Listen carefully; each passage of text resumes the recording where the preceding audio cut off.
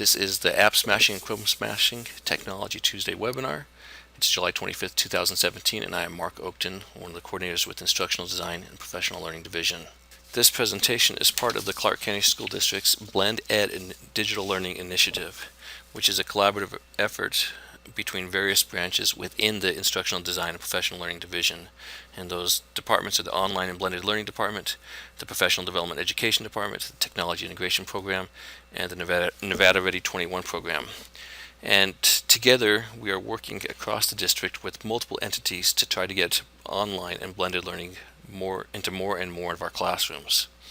And when we're talking about Blend Ed, we're really looking at combining the best of what we do in our traditional face-to-face instruction with the best elements of online digital learning.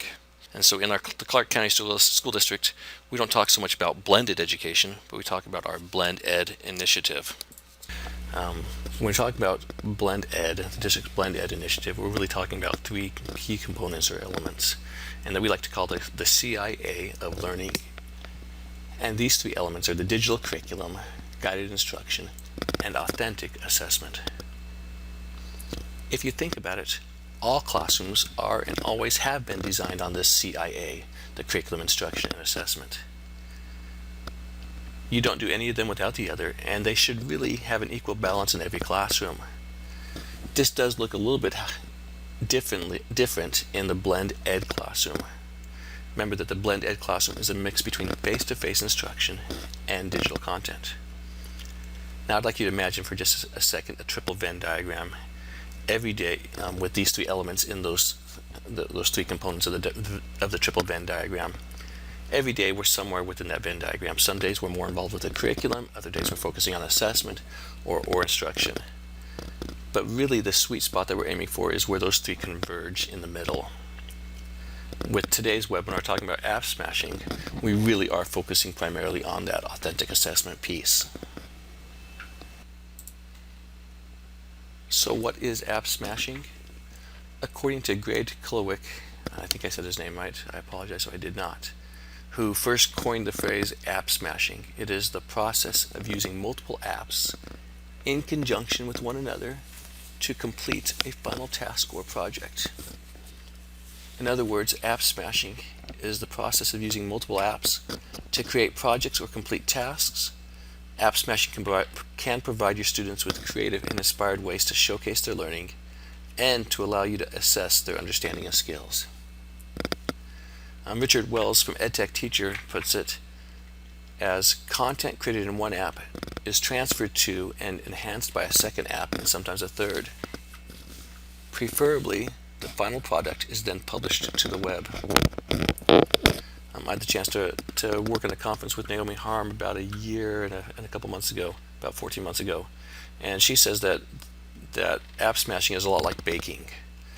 The blended of two or more digital media types to create extraordinary learning artifacts. And I really like that definition because it helps us to understand it. It's like baking. You're putting things together and coming up with something. Imagine putting salt and flour and sugar and other ingredients all together that really don't taste very good by themselves, but the final product can be really phenomenal. And so I like that analogy. And this begs the question for us of why app smash. Richard Wells, again from EdTech Teacher, gives 6 reasons that I find very, very compelling.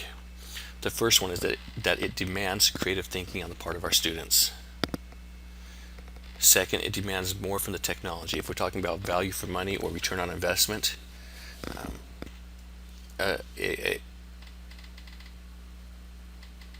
by combining the products that come from different apps and using those different apps to play off of one another, you have so many more capabilities and so much more potential than any one app on its own. Third, it turns this issue of not having a wonder app into a positive. I think in education we frequently are looking for that panacea, the cure-all, the item that's going to solve all of education's woes. And we can't really expect that. And there isn't an app that is the miracle app that is going to make all of our students brilliant all of the time. That's not a bad thing. Um, because by not having that Wonder app, our students get to use different apps and combine the effects of these different apps and problem solve as they do so, which is a key skill that I'm going to talk about more in just a moment. The fourth reason why we should app smash is because app smashing removes restrictions that would prohibit us or inhibit us from taking a topic as far as it can be taken. One of the reasons I really find the use of multiple apps and smashing them together compelling is that it results in much more engaging learning products, engaging both for the kids and for us as we get to review them and assess their learning. And finally, we're working with kids who are what we call digital natives. They have grown up with the internet and with all of these devices. Most of our kids don't remember life before the iPhone. Whereas we as digital immigrants have to learn it as adult learners. And so, because it is natural for them, they sometimes feel like they can't learn from us in the use of these tools. And this presents a fun challenge for these digital natives because it's something beyond the scope of what they typically do. And so I think that is a very compelling reason for app smashing.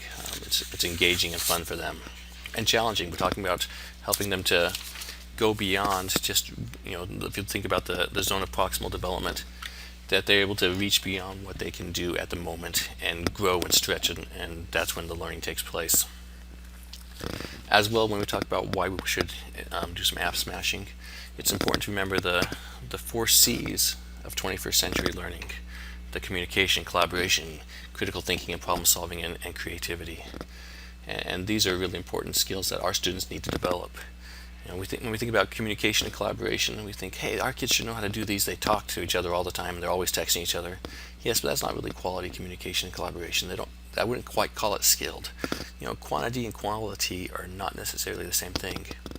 Now, with both of these, technology is a positive, but also presents challenges. Now we have a multitude of ways in which we can communicate that were not possible before. Sometimes, however, that quantity of choices becomes problematic as students and adults can feel overwhelmed by the choices. So with both of these, it's important to recognize that we need to help students make those choices and provide some guidance and coaching with them. As well, we need to focus more on the content. Sometimes we can really focus too much on the tool and not enough on the content. So it's really important that we don't neglect the content as we work with students on these skills. The content is king. It's the skills that the students need to learn. Critical thinking and problem solving. I've always kind of taken umbrage with this being considered a 21st century skill. Why wasn't it a 20th century skill or a 19th and 18th century skill? And I think it really is universal and should transcend both time period and content and discipline. But critical thinking, I think, is much more important now than it possibly ever has been before. If you think about our traditional school model, what I like to call the industrial model, we were preparing students to become good employees in factories where they could sit and do rote menial tasks repeatedly for the entire 30 or 40 years that they were in the working force. That world doesn't exist anymore. Those jobs are not available for our students anymore. So it's not about just doing this menial memorization of tasks. Now our students have to have more complex thinking skills. Sometimes they don't think they have to because they think the computers do the thinking for them.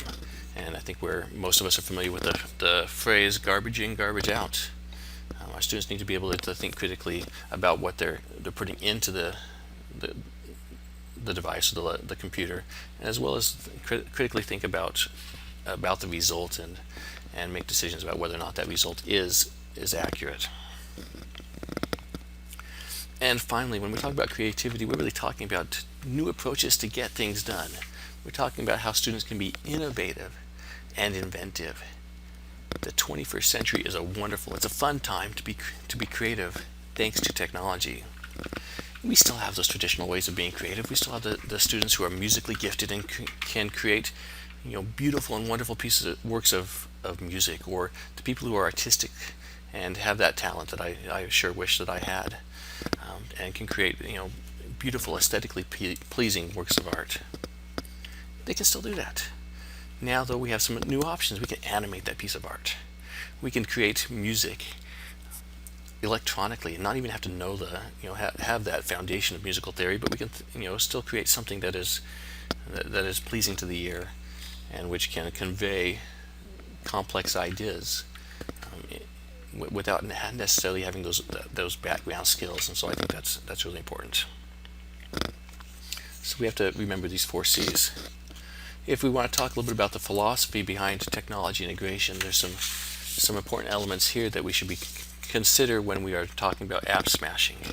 I have the graphic here of Dr. Ruben Puentedura's SAMR model, in which SAMR, the SAMR, is an acronym for the 4 stages of the SAMR model: substitution, augmentation, modification, and redefinition. With the lower 2 levels being really, where the technology doesn't play a significant role in changing instruction. You're basically using a new tool to do the same thing, which means that the technology doesn't really impact instruction. It doesn't change how we teach, and it doesn't change how students learn. In other words, we're going to get the same results that we were getting prior to our use of technology. Not that that's always bad, because sometimes we were getting good results, but it doesn't, to use the colloquialism, it doesn't up our game. Instead, we want to push towards that transformative level of modification and redefinition. So often we get stuck down at substitution, and I hope if somebody's being reflective, they think, how can I get out of this rut of substitution? The answer is app smashing, because the app smashing can allow the technology to create new tasks that were previously inconceivable. App smashing allows students to demonstrate their understanding, to show what they know, to reflect on a process, to develop ownership of that learning process, and to increase their technology fluency. And they do this while they're creating a learning artifact that was previously inconceivable. Now, I really like the SAMR model, but there's a model that I like even more when we're talking about the philosophy behind tech integration. And I like this more because it's a little bit more robust. It is also it's also been researched and is founded upon research. And that is the Technology Integration Matrix, which has been developed by the University of South Florida and Northern Arizona University. If we look at the Technology Integration Matrix and the levels of technology integration going from entry to transformation, app smashing allows for students to move further to the right to reach that highest level of transformation, which, as students are innovative in the use of technology tools to facilitate higher order learning activities that might not have been possible without the use of a technology. Now, a key component of the technology integration matrix, as you're moving to the right, the learning becomes more and more student-centered and less teacher-centered, which is definitely something that we want, because that puts that ownership and that onus and that responsibility on the kids. It makes them active learners rather than passive recipients of information, and so that really is key. And again, I'll repeat myself here. App smashing allows students to demonstrate their understanding, to show what they know, to reflect on processes, to develop ownership of the learning process, to increase their fluency with technology use, and they're doing this all while they are creating some learning artifacts. Now, if you're one of the naysayers who is not yet convinced by some of that background information, maybe this will help you, because this is cold hard cash talks. If we're talking about why we should have our students doing these, using the app smashing, this represents some statistics from the Bureau of Labor Statistics, and this came out a couple of years ago, so they might have revised these since then, and I simply haven't seen a revision. But even if it's revised, this is at least approximate. Just 3 years from now, the Bureau of Labor Statistics anticipates that we will have 1 million more jobs in the field of computer programming than we have graduates to fill those jobs. So we will have this void of 1 million computer programming jobs in the United States that we simply cannot fill with U.S. students. As we anticipate, there will only be about 400,000 computer science grads in 3 years. This represents a $500 billion opportunity for our students. The U.S. Department of Labor has estimated that 65% of today's grade school or elementary school students will end up in jobs that have not yet been created. To me, that is absolutely staggering. So, why App Smash? Because they need to develop our students need to develop those key 21st century skills that we've talked about. App smashing is not about the apps, because 2 or 3 or 4 or 5 years from now, the apps that we have them smash next week might not even be around. But we're teaching students to learn how to learn. And so again, app smashing is not about the apps. It's about developing informational literacy. It's about developing digital fluency, the ability to learn. It's about the ability to look at a task, to determine the desired outcome that they want to achieve, and how they can use multiple tools in order to create that outcome. It's about preparing students to be successful and to fill these jobs. A key element to getting students to these higher levels is through student choice. We get to teach a few tools to students and then give students a task and allow them to problem solve how they are going to reach that task. Obviously, as we do this, we don't want to throw them in without any preparation. We do need to use the gradual release model as we work with students, as we coach students through this process, and provide them with some ideas. But we still want to allow them to be creative in how they demonstrate their learning.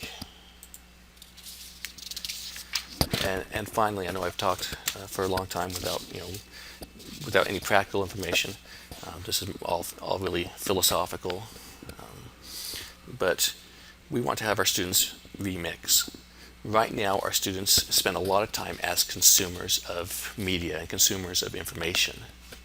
I wouldn't go so far as to say that they are good at that, or that they are discerning and skilled consumers of this media and information. I think about my 2 little guys at home. They can't read yet, but they can get on my devices, on my iPad or my phone or on the computer, and find their games and find their YouTube videos that they like to watch. They're really good at that, even without being able to read. But that's still being a consumer. In contrast to this, we have 2 key skills that we really want students to learn.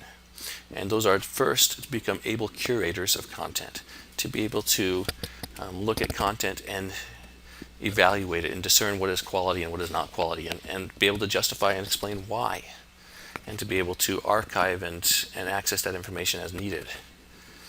And second, we want students to become producers of content. And I'm going to steal the idea of Amy Berval here. Thank you, Amy. That the production of content includes the ability to reinterpret, rework, repurpose, reimagine, redesign, and recontextualize a given work. So app smashing allows for this remixing, which increases students' grasp of and understanding of a topic.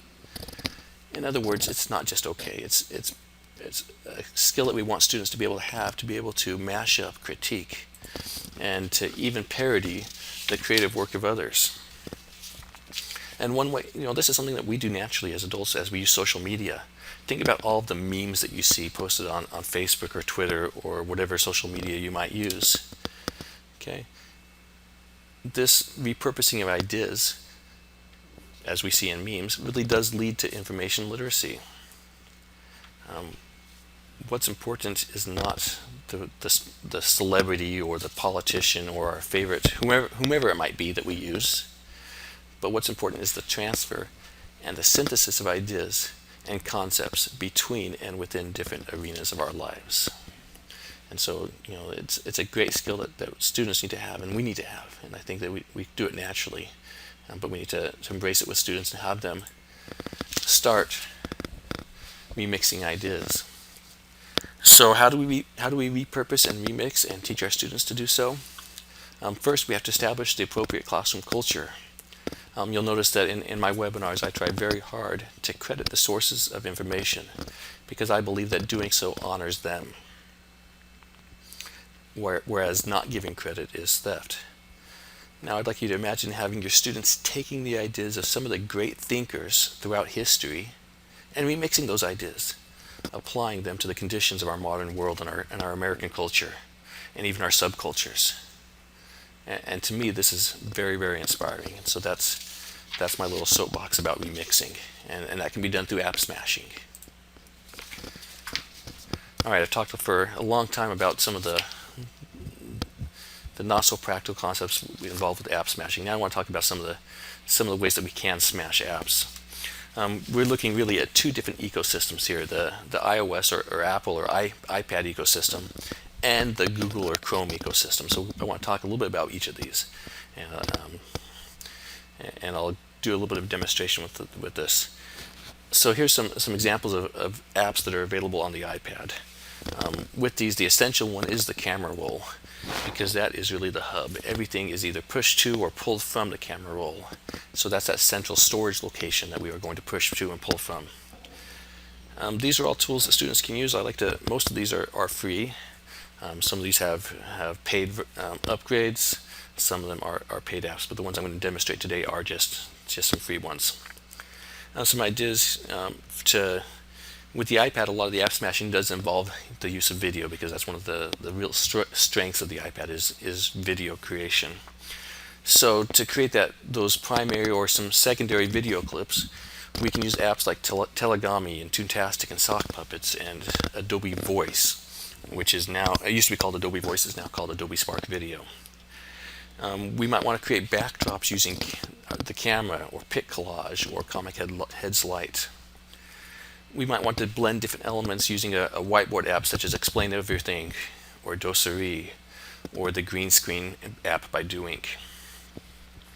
iMovie is essential because we'll want to fine-tune some of our elements, do some video editing with the video that we create before we blend them and merge them together.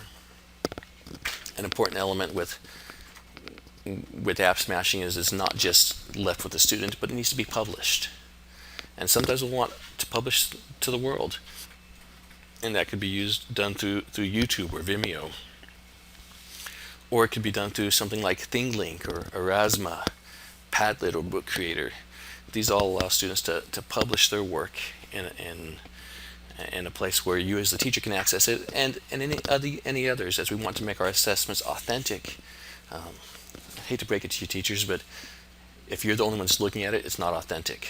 But if they're creating something for the world, or for their family, or their friends, the level of authenticity of that assessment, of that artifact that they're creating, drastically increases. Okay, I'm now going to demonstrate how to use a couple of the iPad apps to smash. And the first one I'm going to start with is Telegami. And I have a free account with Telegami.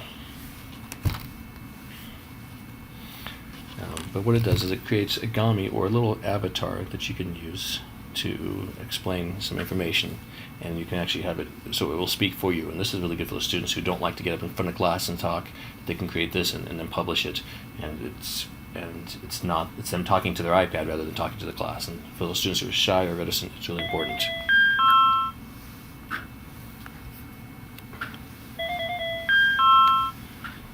Now I can change my character, I can change the gender. I want my Telegami to look like me, so I'm going to change my gender here and have it look like me. Change my eye color and whatnot. Change my head size if I want. Be creative with it. My hair, my clothing. Notice that there's some of these choices are locked because I do use the free account. I'm going to change my emotion, make myself happy. Now notice there's a default background, which is one of the free set. I can change my default background if I want. But for this purpose, I'm actually going to go to my library where I've stored taken a photo of a green screen, because I want to use a green screen app for this. So I'm going to use this green screen app. Now I want to place my character. I can notice I can rotate him, turn him a little bit to have him at the angle that I want, and the placement on the screen that I want, which is going to be super important later on. And I have a green screen app because I don't want this to be, the background's not important, but the character is important. Now my message is because I'm using the free Telegami, I have to record it. I can't type it in and have it automatically read it. So I'm going to record my voice. I'm just going to hit record, and I'm talking about how this Telegami is going to be used to explain my learning of the content, which in this case is going to be, let's say it's a science class. My content is NASA's mission to Mars. I'm talking about space exploration, and I want to explain what I've learned about NASA's mission to Mars. And I'll go and stop that. It's been about 21 seconds. It's analyzing my voice, and you notice that the lips of the character moves as I speak, and so that's really neat. It actually looks like I'm speaking, and he's animated to match that. I'm going to stop the preview. I think it's okay. And now I'm going to click on the share button in the lower left-hand corner because I want to save it, and I can preview it right there, and I can save it. And when I save it, it's going to save it to the camera roll. That way it's there for me to access a little bit later on. I'm going to give it a minute to do that. I don't want to close out on the app because I don't want it to not save correctly. So I'll wait till it's all the way saved, and then move on with the second app that I want to smash together. Alright, it's been saved. I can go ahead and get rid of that one. Okay, the second app that I'm going to use is Toontastic. Oops, that's not what I wanted. I don't know what that is.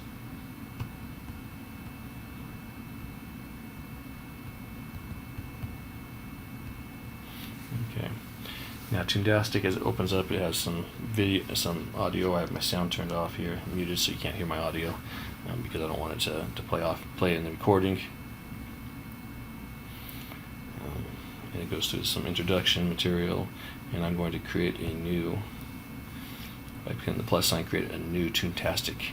Now I only want actually one scene, so I'm going to just pick the one that has 3 parts, and I'll only complete one of those 3 parts, which is, I'll click on the beginning and just do that beginning.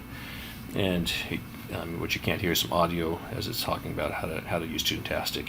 There's some directions there. And by the way, these are free apps that I'm showing you. My setting that I want to pick, now because I'm talking about space exploration, I might want to choose this Curiosity Crater one that says space. Some kind of fun things there that kids might use. But I'm going to go back and use the green screen because I want to have this as a backdrop for some other images. I get to create my characters. I'm going to create from, where did it go? From space. I got some characters there that I'll pick. And now if I click on the paintbrush there, I can edit the characters, and this would be important if the characters had anything that was green, because I am using the green screen app. Anything that's green will disappear. That one's okay. Look at this character. As I turn around, he's got a green backpack. Green portion on his backpack that may or may not affect it, but I don't want to take the chance, so I'm going to go ahead and change that to orange. I can change his whole costume if I want, and I'll give him a name of Dennis. Okay, so I've got my characters. I hit the next button, and I can go ahead and get to where I want to actually have this play. Now I'm going to combine. I know I'm going to be combining this with my Telegami that I just created, in which the character's on the left-hand side. So I don't want these characters to be on that left-hand side at all because that overlap would be kind of awkward. So I'm going to move them to the right-hand side, and I can change their size a little bit. And now I might have these characters. It's going to tell me I'm going to start my scene in 3, 2, 1. Now it's recording what I say, and I can have the characters do different things. If I tap him, he can fly around.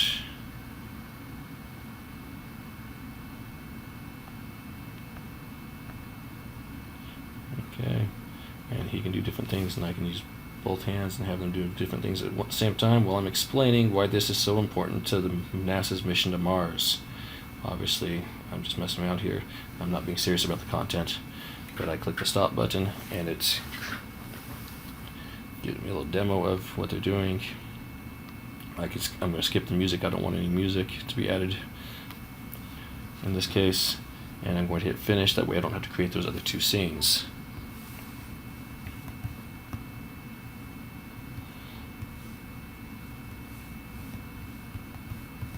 I'm going to name it Mars Revisited. Click done. And I don't need to view it. I would normally view it, obviously. Now I want to export this and save it to the camera roll or the photo library, and it's going to take a minute to do that. Now, when it saves, what this is going to have is, because it is done in Toontastic, it is going to have some opening credits and end credits. And I don't necessarily want those in the product that I'm going to create. And so I'm going to use a third app, which in this case is going to be iMovie, to trim the credits off the front and the back, and I would save that to the photo library. For purposes of time, I'm not going to do that with you right now. I've done it with another one of these little Toontastic items that I've created, but I would use that iMovie app to just trim that front and back side. Alright. For your information. Now I'm going to use a fourth app, because I'm counting iMovie, green screen. I want to create a new project. I'm going to click the plus sign in the upper right hand corner and create a new project.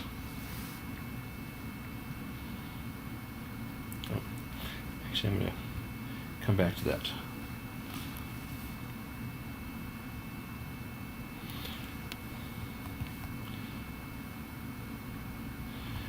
I need a good image as a background to use for Mars, so I'm going to go on my iPad and look for images and find a picture of Mars that I really like, and I want something that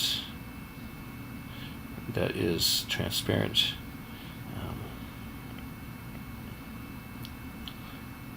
And let's see.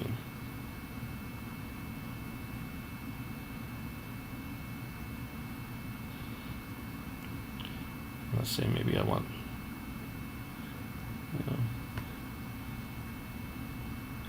here we go. Maybe that's the one I want. And so I'm going to save that image, and it saves it to the camera roll, to my photos, and I'm going to use that in a moment here. Okay, so I'm going back to my green screen app now, which is what I'm going to use to combine these different elements. Now we see here there's three different layers at the bottom.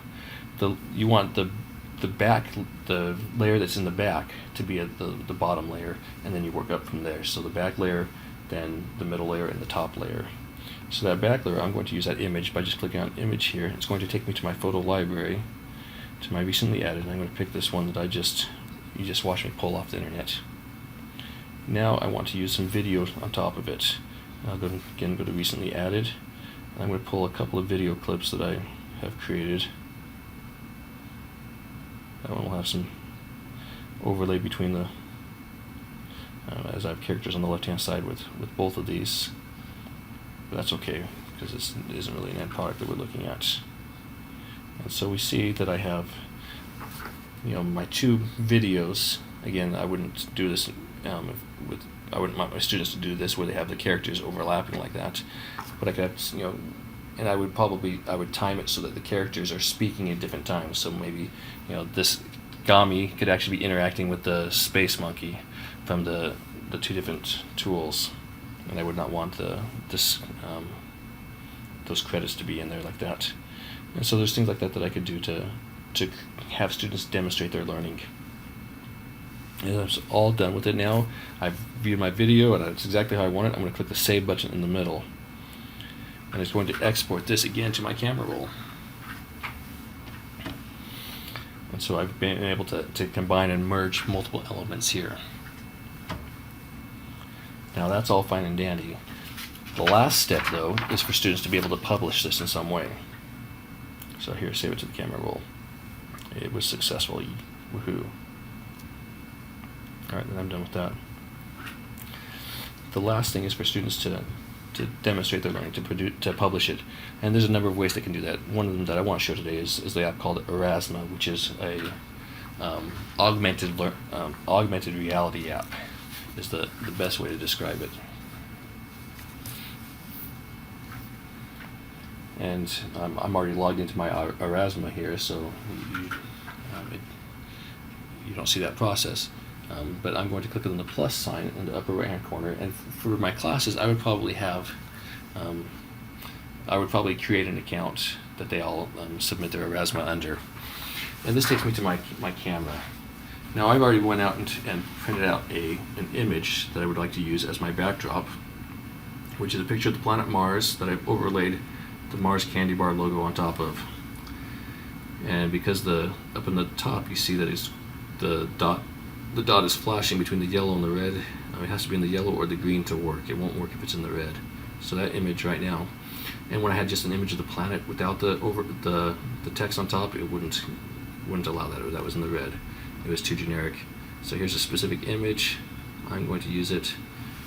Okay. So that's my backdrop. Now I have to choose an overlay, and I can choose some of their generic overlays that they have in the library, but that doesn't help me at all. Instead, I want to choose from the device, and I want to actually choose that video that I've just created. So I'm going to upload and choose from my photo album. And I'm going to select that video, which is this bottom one here that I just created. And I'll click on Use. It's compressing the video and getting it ready. I'm going to name it Mars Revisited.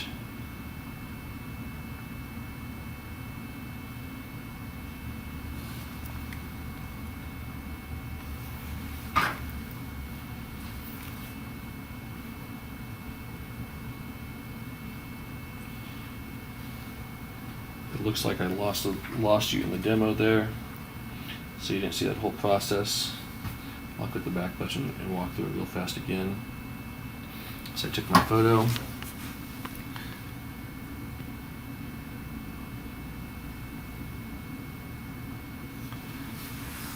I'm selecting from my device. I've already uploaded it, but I'd have to go to upload from the photo album.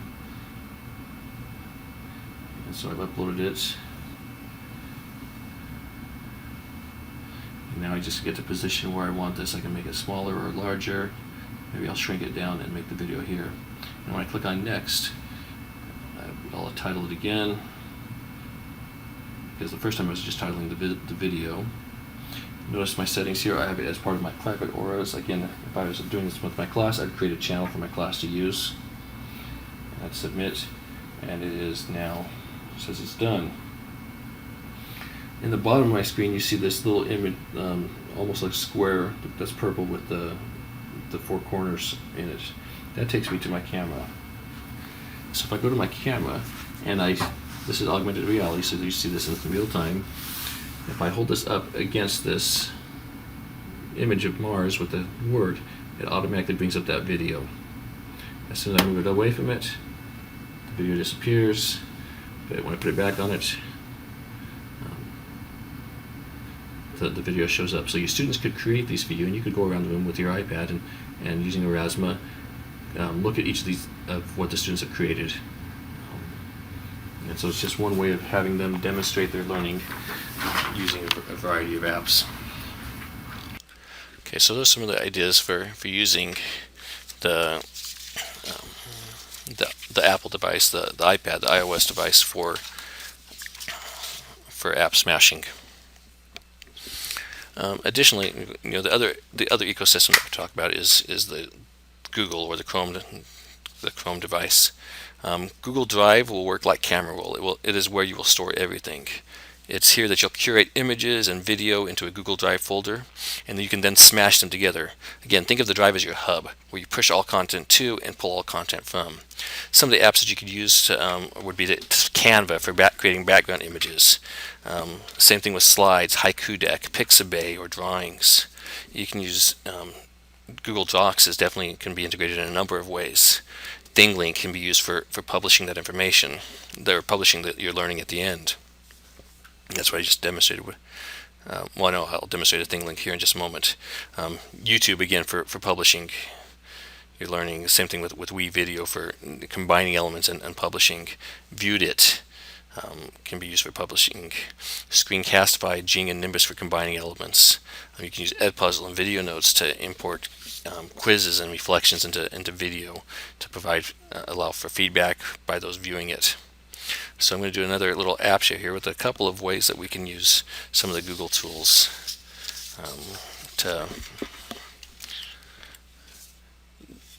with app sharing, or I'm sorry, app smashing. Okay, and I'm going to start, let's see, I'm going to start using a Google Doc or a Google Sheet in this case, and using Screencastify to demonstrate my learning. So I'm going to take this Google Sheet that I have, and I would use it with the Google Doc most likely in my classroom, but this is just something that I'm working on right now. It's for the Professional Go System RFP. And if I look at where it has edits here, because this is a collaborative document, it works perfect for this. I'm going to go back all the way down to when I first started this document, and it was just a blank document. And now I'm going to use Screencastify to record myself as I reflect upon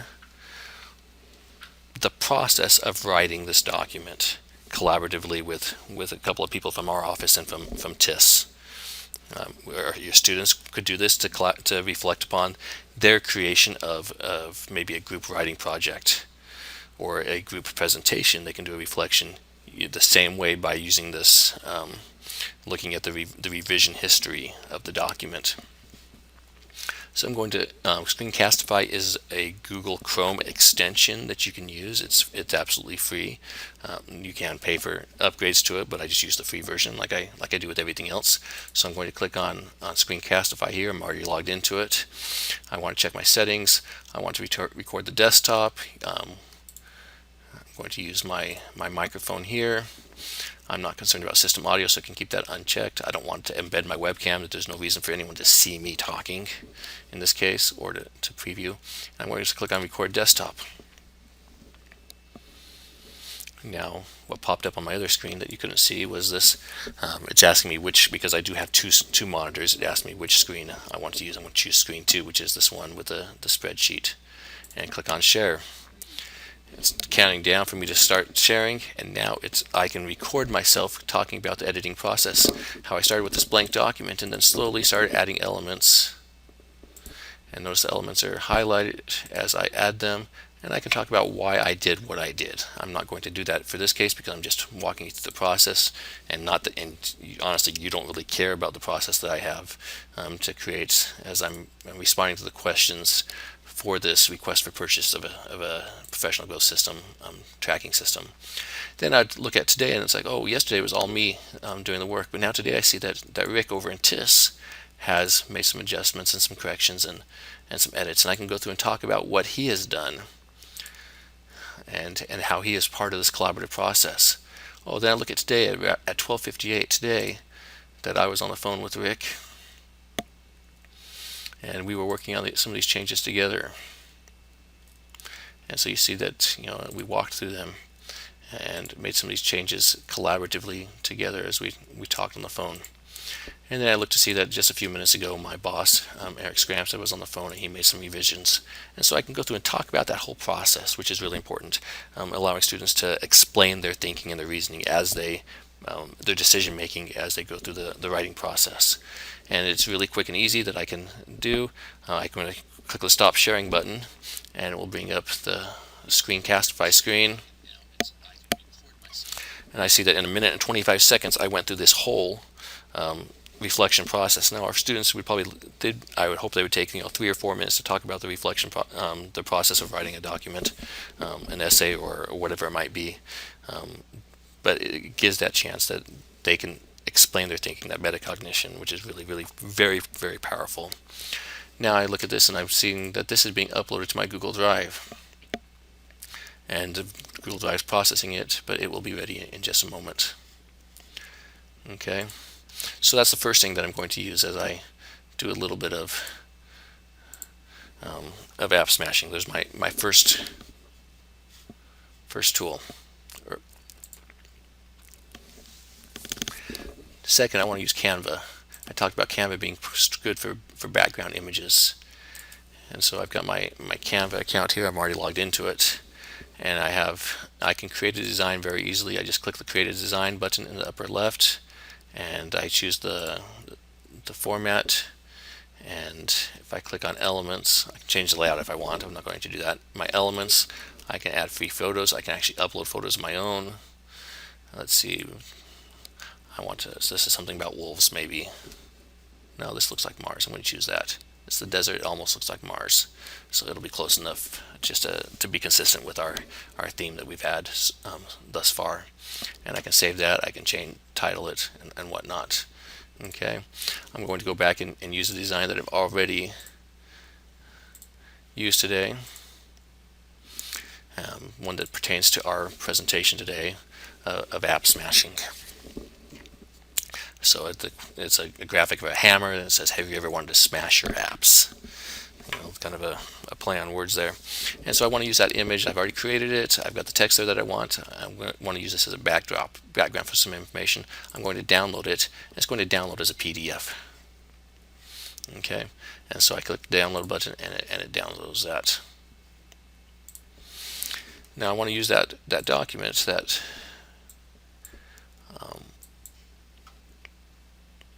PDF that I have, and I can open it up.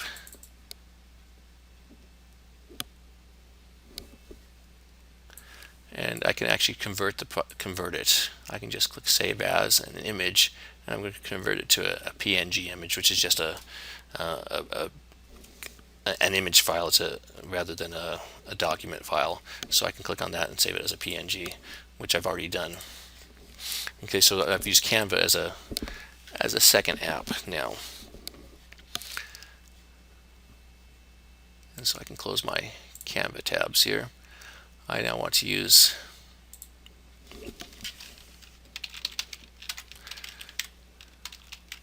I'll come back to ThinkLink in a minute.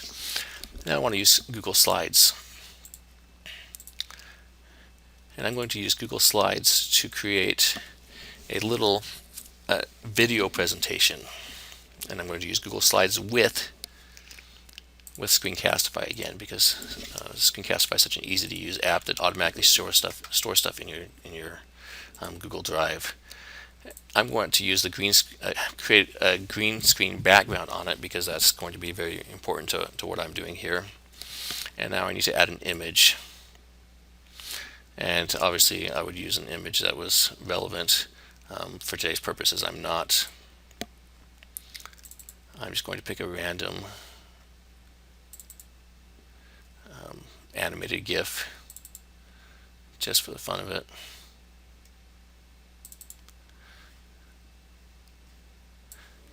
And have that in the background. Okay. Now I'm going to use Screencastify again to record this as video, and I could record it with me speaking. I want to record screen number 2. It's counting down. It is now recording this image of me crying, obviously devastated about some horrible aspect of my life. And that records a little 11-second video of me crying. And that's in my Google Drive. I'm going to come back and use that in a minute. Okay. So there's the fourth app with this. Now I want to put everything together. And I'm going to go to ThinkLink as the app, which is a great place of combining information. And I'm already logged into my ThinkLink, so I want to create one by clicking on the Create. Now I need to choose an image and drag and drop it there. I'm going to take that image that I created, that Smash PNG file, because this can't use a PDF, unfortunately, so you do have to convert a PDF to a PNG file, because you have to have an image type file. So a JPEG or a PNG will work just fine. A GIF file would work as well, and I'm going to drop it there. It's uploading that image. And so this is going to be my backdrop for all the learning that I want to demonstrate. Now I can add content.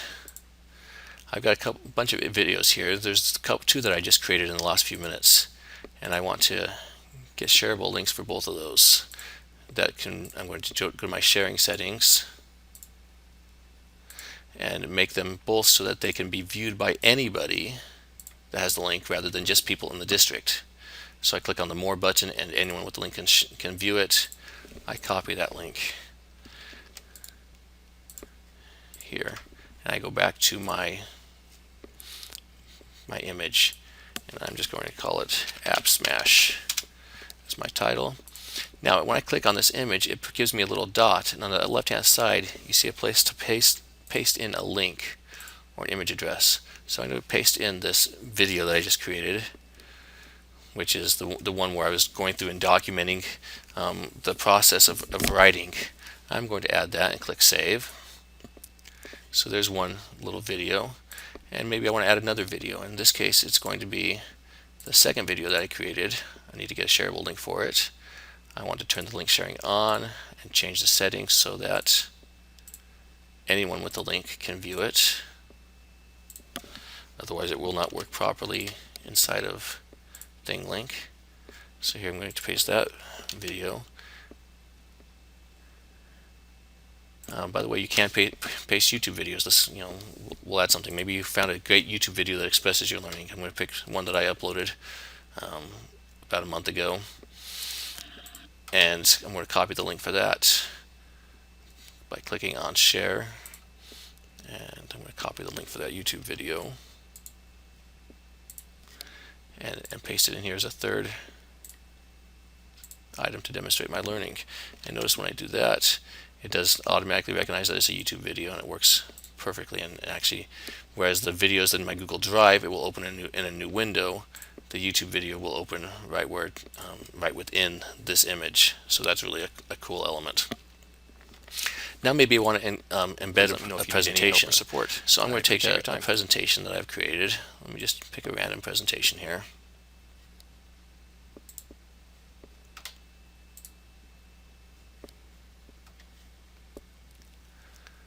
Let's see.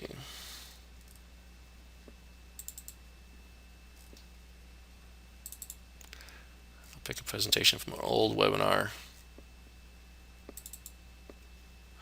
Let's go with I'll do the 40 apps in 40 minutes webinar. I'm going to take, well, that's old because and I'm going to go to File and Publish to the Web. Again, I went to File and then Publish to the Web. I want to use a link. Now notice right here, it doesn't give me a link yet. I have to publish it first, and it asks me, are you sure that you really want to publish this? And I publish that, and I copy this link here. Now I don't want to do the embed code because it won't work properly in ThingLink. But I copy that link, and I go through and I click somewhere here again in ThingLink. And now I can paste that link in. It recognizes that it's from Google Drive. And it gives me that. So we see the presentation is available right there. I see that in this one, the video is available. If I click on it, click on the Read More, it opens it up in another tab. Same thing with this video.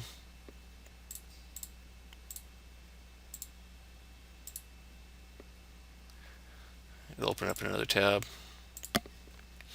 My YouTube video will play live right here if I'm not in the editing mode. And so this ThingLink allows me to put everything in one place to demonstrate everything, to demonstrate all my learning. One thing I wanted to show you that I didn't show you was WeVideo. WeVideo is a great tool that you can use to add multiple elements. You can use a green screen with it and have a video over top of other video. So you can use the green screen. Here, see here, I put this animated GIF over top of a video of a satellite going around Mars. I could record myself explaining because this was just an animated some animated images of the satellite going around Mars with no audio, that I could have myself talking about what I've learned and use that information. Again, you're looking at remixing that we talked about earlier. With that said, I am completely out of time. I appreciate everyone's viewing the playback. I hope it was useful. I do have a bit.ly here, which if you pause the video, you can take it. It has an app smashing assignment that you could tweak and use with your kids. It's the App Smashing Design Challenge, which could be very useful and allow you to give your students an element of choice, but it's a lot more guided than just saying, hey, be creative. There is a little bit more guidance there that you could use with your students. Thank you. If you have questions, please let me know. I'm more than willing to come out to schools and work with you. I want to help you integrate technology. I'd like to work with you and your kids as you try to do an app smashing activity for the first time. I'm more than willing to come out and work with you. You can find me on Interact, on my NVCCSD. I'm here to support you.